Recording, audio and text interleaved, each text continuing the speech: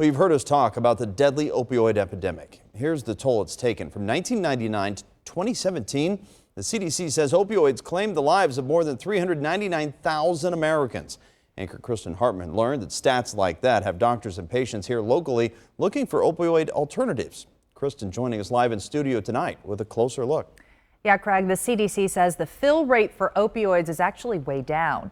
In 2012, this country saw 81 opioid prescriptions for every 100 people. Compare that now to 2018's 51 prescriptions for every 100 people. Much of the decline is doctor-driven, but a Mercy Health physician I spoke with says her patients are asking to handle pain in other ways. Do you find that more and more people are coming in and saying, I don't want any part of opioids? That's been the most impactful event that's happened, is that people don't want to be started on opioids. Dr. Artie Singla says they're requesting other pain-fighting strategies, and that's where she can help. Just ask patient Ava Stroll. She's had back trouble since she was a kid.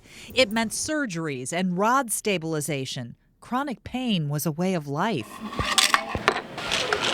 So for more than a decade, Ava says she relied on a prescribed drug cocktail to give her the ability to do what she needed to do. But were you worried about becoming dependent on the opioids?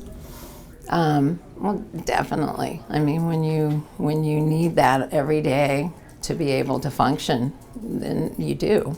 And here's the thing, she was still in pain. Then came Dr. Singla, who she says made a difference. I'm sorry, get really emotional because she has done more for me in the past 2 years, helping me to almost completely get off all the medications I was on. Dr. Singla has a host of non-opioid treatments in her arsenal for a longer-term attack on chronic pain, including physical therapy and injectables like steroids.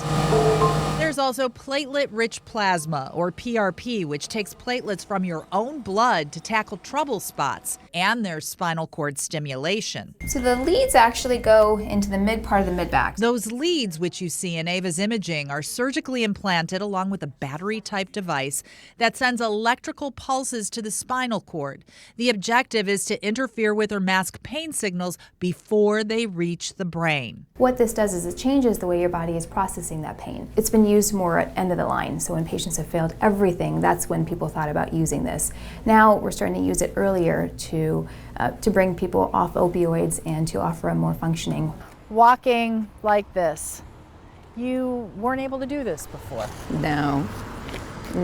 And she wasn't able to pick up her grandkids. Now she can, and even has gone with them to Kings Island. That's her on one of the rides. She also permanently ditched the recliner she slept in every night for years. No need to elevate her legs anymore to take pressure off her back, so the chair is in pieces in her garage. And the prescription painkillers she says brought on Mood swings, grogginess, brain fog. They're gone too, and she tells us the side effects left with them. And you're free of that now? Yes, definitely. Okay. And feeling fine? Yes, I feel great. Of course, this is a patient-by-patient, case-by-case kind of thing. Opioids still help people dealing with chronic pain. It's just now folks are talking about other options.